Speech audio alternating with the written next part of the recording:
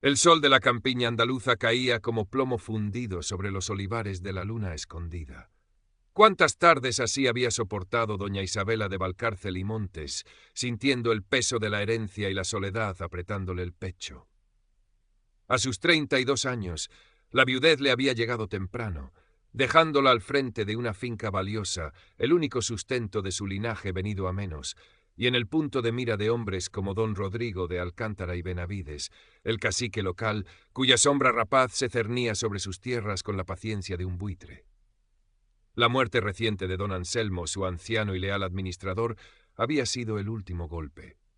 Ahora Isabela se enfrentaba sola a la gestión del olivar, a las miradas aviesas y a las sutiles presiones de don Rodrigo, quien no perdía ocasión para recordarle lo conveniente que sería venderle la luna escondida, o al menos aceptar su generosa protección. La necesidad de un nuevo capataz era acuciante. Entre los pocos candidatos que se presentaron, ninguno parecía inspirar la confianza necesaria, hasta que llegó él, Mateo Garrido. Un forastero, con referencias modestas de otras fincas lejanas, pero con una presencia que transmitía una extraña mezcla de solidez y cautela. Su rostro, curtido por el sol y el trabajo, mostraba una inteligencia serena en sus ojos oscuros y observadores. Sus manos, grandes y callosas, hablaban de esfuerzo y habilidad. Isabela, a pesar de una indefinible aprensión, sintió que era su mejor opción. Lo contrató. Los primeros días de Mateo en la luna escondida transcurrieron en una laboriosa normalidad. Demostró ser un trabajador incansable, de pocas palabras pero de acciones precisas. Observaba todo con una atención minuciosa, desde el estado de los olivos centenarios hasta el ánimo de los jornaleros. Su trato era respetuoso, tanto con ella, la señora, como con los hombres a su cargo, aunque mantenía una reserva que a Isabela le resultaba a la vez intrigante y ligeramente inquietante. Un atardecer, al volver de supervisar la reparación de una vieja noria, Mateo encontró una de las acequias principales vital para el riego de los plantones más jóvenes, deliberadamente bloqueada con piedras y ramas. No había sido una casualidad. Con una eficacia silenciosa, sin aspavientos ni acusaciones, organizó su limpieza antes de que el daño fuera mayor. Cuando informó a doña Isabela, su voz fue neutra, pero sus ojos reflejaron una comprensión tácita de la malicia detrás del acto. «Alguien no desea que estos nuevos olivos prosperen, señora», dijo simplemente. Isabela sintió, un escalofrío recorriéndole la espalda. No era la primera vez que sentía la presión invisible, pero sí la primera que alguien a su servicio lo señalaba con tal claridad aunque fuera velada. En la mirada firme de Mateo Garrido comenzó a vislumbrar algo más que un simple capataz. Quizás, solo quizás, había encontrado un inesperado baluarte. Las semanas se convirtieron en meses. La presencia de Mateo en la luna escondida se hizo indispensable. Isabela observaba su dedicación, su inteligencia práctica para resolver los 1000 problemas cotidianos de la finca. Él, a su vez, parecía admirar la dignidad con la que ella sobrellevaba su viudez y la justicia con la que trataba a sus empleados, tan diferente al despotismo de otros terratenientes que había conocido. Las conversaciones, al principio estrictamente formales y centradas en el trabajo, comenzaron a teñirse de una confianza incipiente. Había un respeto mutuo que crecía en el aire cálido del olivar, denso como el aroma de la tierra y las aceitunas. Un día, una de las yeguas más valiosas de la finca enfermó gravemente. El veterinario del pueblo más cercano tardaría en llegar. Fue Mateo quien, con unos conocimientos que Isabela desconocía que poseyera, aplicó remedios caseros y veló al animal durante toda la noche. A la mañana siguiente la yegua estaba fuera de peligro. La gratitud de Isabela fue inmensa, y en ella, como una flor silvestre abriéndose paso entre las piedras, comenzó a brotar una atracción que la desconcertaba y asustaba a partes iguales. Era un hombre bajo su empleo, un forastero sin apellido conocido. Un abismo social los separaba, pero su integridad y su fortaleza silenciosa la conmovían profundamente. Don Rodrigo de Alcántara, mientras tanto, no cejaba en su empeño. Viendo que la presión sutil no surtía efecto, decidió jugar una carta más agresiva. Se presentó en la luna escondida con un notario y unos papeles que, según él, demostraban una antigua deuda contraída por el difunto don Alonso de Valcárcel, una deuda considerable que, de no ser saldada de inmediato, le daría derecho a embargar una parte sustancial del olivar. Isabela se sintió desfallecer. Recordaba a su marido como un hombre prudente, aunque distante. ¿Era posible que hubiera dejado semejante cabo suelto? La arrogancia en el rostro de don Rodrigo, la sonrisa satisfecha del notario que lo acompañaba, olían a trampa. Fue Mateo quien, con una calma que contrastaba con la angustia de Isabela, pidió ver los documentos. Los examinó con detenimiento, sus ojos recorriendo cada línea, cada sello. «Con su permiso, señora», dijo finalmente, dirigiéndose a Isabela, «me gustaría investigar este asunto. Hay cosas que no me parecen claras». Don Rodrigo soltó una carcajada despectiva. «¿Investigar? ¿Y qué sabrá un gañán como tú de papeles y leyes?» Mateo no se inmutó. «Entiendo de lo justo y lo injusto, don Rodrigo, y a veces eso es más claro que cualquier ley escrita». Movido por la evidente injusticia y la angustia en los ojos de Isabela, Mateo comenzó su discreta investigación. Sus primeras pesquisas lo llevaron a la taberna del pueblo, donde entre copas de vino y conversaciones oídas al pasar, el nombre de El Comino surgió varias veces asociado a antiguas tretas de don Rodrigo. Decidió buscarlo. El Comino, llamado así por su baja estatura y su astucia escurridiza, era un antiguo tratante de ganado que había perdido casi todo por culpa de las artimañas del cacique. Al principio se mostró receloso y temeroso. Hablar contra don Rodrigo era peligroso, pero la seriedad de Mateo, su insistencia tranquila y la mención de la injusticia que se cernía sobre doña Isabela parecieron tocar una fibra sensible. «Ese pieza tiene más trampas que un campo de conejos», masculló el Comino, tras varios encuentros y muchas prevenciones. «Pero hasta el conejo más listo cae alguna vez. Le gusta usar documentos viejos, deudas olvidadas o inventadas. Busca en los archivos del antiguo escribano, si es que queda algo que no haya quemado él».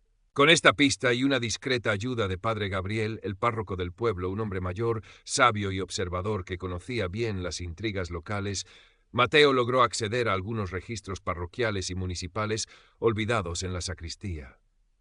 Padre Gabriel, aunque sin involucrarse directamente, le facilitó el acceso, murmurando: «La fe mueve montañas, hijo mío, pero a veces necesita una buena palanca.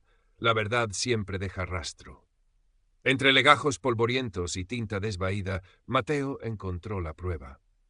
Una anotación marginal en un libro de cuentas del difunto don Alonso que referenciaba el pago completo de una deuda similar a la que reclamaba don Rodrigo, y lo más importante, un recibo firmado, aunque casi ilegible, que coincidía en fechas y concepto. Con cuidado, transcribió la información y el dibujo del sello. Mientras tanto, Isabela, animada por la determinación de Mateo, decidió revisar los papeles personales de su difunto marido. Entre ellos encontró una caja de madera cerrada con una pequeña llave que nunca antes había visto. Al abrirla descubrió un diario perteneciente a la primera esposa de don Rodrigo, doña Elvira, fallecida muchos años atrás. La caligrafía era elegante, pero las últimas páginas estaban llenas de anotaciones apresuradas, casi indescifrables. Hablaban de tristezas, de injusticias presenciadas, y entremezcladas había extrañas referencias a patrones de bordado y a un mapa del corazón que solo ella entendía. Isabela sintió un escalofrío. ¿Podría haber algo allí? Le mostró el diario a Mateo. Juntos, noche tras noche, a la luz de un candil en la austera cocina del cortijo, intentaron descifrar el enigma. Mateo, con su mente práctica, se fijó en la repetición de ciertos símbolos en los márgenes, similares a los que se usaban para marcar linderos en los mapas antiguos de la finca. Isabela, recordando las historias que su madre le contaba sobre las damas de la época y sus lenguajes secretos en los bordados, aportó la clave. Doña Elvira era famosa por sus tapices, recordó Isabela. Decían que contaba historias en ellos. Quizás esto no sea un diario de palabras, sino de puntadas. La pista codificada comenzó a tomar forma. Los símbolos, al ser trasladados a un viejo plano de las tierras de don Rodrigo y de la Luna Escondida, parecían señalar una alteración fraudulenta de linderos, realizada hacía muchos años, que había beneficiado enormemente al cacique a costa de una pequeña parcela que originalmente pertenecía a los Valcárcel, una parcela que casualmente contenía el manantial más importante de la zona. La supuesta deuda era solo una cortina de humo para legitimar una usurpación mucho mayor. Cuando Mateo presentó a Isabela las pruebas de la falsedad de la deuda, junto con la incipiente teoría sobre la alteración de los linderos basada en el diario de doña Elvira, la confianza de ella en él se volvió absoluta. Ya no era solo su capataz, era su aliado, su confidente, el hombre que estaba dispuesto a arriesgarse por defender lo suyo. Y en esa colaboración secreta, en esas horas compartidas, descifrando un pasado doloroso, el lazo entre ellos se fortaleció, tejiéndose con hilos de admiración, gratitud y una emoción más profunda y peligrosa que ninguno de los dos se atrevía aún a nombrar. Don Rodrigo, furioso por el fracaso de su intento de cobro de la deuda, Isabela, armada con las pruebas de Mateo, lo había rechazado con una firmeza que lo desconcertó, decidió recurrir a su marioneta, el alcalde del pueblo, don Cosme. Utilizando su influencia, fabricó una nueva disputa legal, una reclamación sobre los linderos de la Luna Escondida, basándose en unos supuestos documentos antiguos que probaban que una porción considerable de la finca, precisamente la que albergaba el manantial principal, siempre había pertenecido a los Alcántara. Era un ataque directo, una amenaza a la supervivencia misma del olivar. Isabela y Mateo sabían que esta vez la confrontación sería inevitable y pública. El alcalde convocó una reunión en el ayuntamiento, una especie de juicio sumario para dirimir la disputa. La fecha se fijó con una premura sospechosa. La tensión en la Luna Escondida era palpable. Los jornaleros murmuraban, temerosos del poder de don Rodrigo. Pero Isabela, aunque asustada, sentía una nueva determinación. No estaba sola. Tenía a Mateo, y tenían la verdad, o al menos las piezas para reconstruirla. Las noches previas a la reunión trabajaron sin descanso. Mateo, con la ayuda del Comino, quien conocía a un antiguo escribano que había trabajado para don Rodrigo y que podría reconocer la falsedad de ciertos sellos o caligrafías, preparó la defensa. Isabela repasaba una y otra vez el diario de doña Elvira, buscando el detalle final que pudiera dar sentido a todo el rompecabezas. El día de la reunión, el salón principal del ayuntamiento estaba abarrotado. De un lado, don Rodrigo, flanqueado por el alcalde don Cosme y un par de adláteres de aspecto amenazante, exhibía una confianza arrogante. Del otro, doña Isabela, pálida pero serena, con Mateo Garrido a su lado, silencioso y observador. Padre Gabriel se encontraba entre el público, su presencia transmitiendo un apoyo tácito. El Comino, disimulado entre los campesinos, esperaba su momento. Don Rodrigo, a través del alcalde, presentó sus pruebas. Unos mapas amarillentos y un documento con un sello imponente que, según él, databa de hacía más de un siglo y demostraba su titularidad sobre la tierra en disputa. Don Rodrigo, a través del alcalde, presentó sus pruebas. Unos mapas amarillentos y un documento con un sello imponente que, según él, databa de hacía más de un siglo y demostraba su titularidad sobre. Habló con la grandilocuencia de quien se sabe impune, describiendo a Isabela casi como una usurpadora. Cuando le llegó el turno a Isabela, un silencio expectante llenó la sala. Con voz clara, aunque con un ligero temblor que no pudo ocultar del todo, expuso su defensa. Habló de la historia de su familia en la Luna Escondida, de la injusticia de la reclamación. Luego, con una calma sorprendente, señaló ciertas incongruencias en los mapas presentados por don Rodrigo. Fue entonces cuando Mateo Garrido dio un paso al frente. Con el permiso de Isabela, se dirigió al alcalde. Don Cosme, con el debido respeto, esos documentos que presenta don Rodrigo son falsos. Una exclamación recorrió la sala. Don Rodrigo se puso en pie, rojo de ira. «¡Insolente!». Mateo, impasible, continuó. «El sello utilizado en ese supuesto documento antiguo», dijo, mostrando una lupa y una copia ampliada del sello que había preparado, «corresponde a un cuño que no se empezó a usar en esta comarca hasta hace unos 50 años.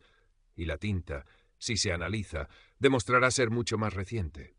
Luego sacó los registros que había encontrado en la sacristía y el recibo de la deuda pagada, demostrando el patrón de falsificaciones de don Rodrigo. Pero la estocada final vino del diario de doña Elvira. Isabela tomó la palabra de nuevo. «Y hay más. Este diario», dijo, sosteniéndolo en alto, perteneció a la difunta esposa de don Rodrigo.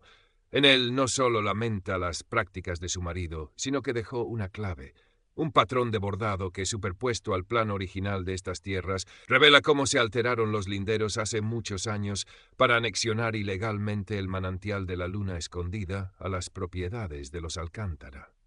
Mostró un pañuelo bordado por ella misma, siguiendo las indicaciones del diario, y un plano antiguo. Al superponerlos, la evidencia era visual, casi infantil en su simplicidad, pero demoledora en su acusación. Un murmullo de asombro y luego de indignación creció entre los presentes. En ese momento, el Comino, envalentonado, gritó desde el fondo de la sala: Es verdad. Don Rodrigo me robó mis tierras con papeles falsos como esos. Otros campesinos, víctimas silenciosas durante años, comenzaron a alzar la voz contando sus propias historias de abusos y despojos. El plan de don Rodrigo se desmoronó espectacularmente. Su rostro pasó de la furia a una palidez cenicienta. El alcalde don Cosme intentó balbucear excusas, pero la evidencia era abrumadora y el clamor popular crecía. Padre Gabriel, con una severidad inusual, se levantó y dijo: «La verdad, como el aceite, siempre acaba saliendo a flote». La reunión terminó en caos para los culpables. Pocos días después, alertado anónimamente por Padre Gabriel, quien había enviado una carta detallada con copias de algunas pruebas a la capital provincial, llegó un juez instructor desde Sevilla. Se inició una investigación oficial. Las artimañas de don Rodrigo de Alcántara y del alcalde don Cosme salieron a la luz. El cacique fue despojado de sus tierras mal habidas, incluyendo aquellas que había usurpado a otros pequeños propietarios, y enfrentó un juicio que lo llevaría a la cárcel y al ostracismo social. Su poder, construido sobre la injusticia y el miedo, se derrumbó como un castillo de naipes. El alcalde fue destituido y también tuvo que rendir cuentas ante la justicia. En la luna escondida, bajo el cielo estrellado de una noche andaluza, Isabela y Mateo contemplaban el olivar en silencio. La paz había vuelto, una paz ganada con esfuerzo e inteligencia. La tensión de los últimos meses se había disipado, dejando en su lugar una emoción nueva y poderosa. «Lo conseguimos, Mateo», susurró Isabela, su voz cargada de gratitud. «Sin ti».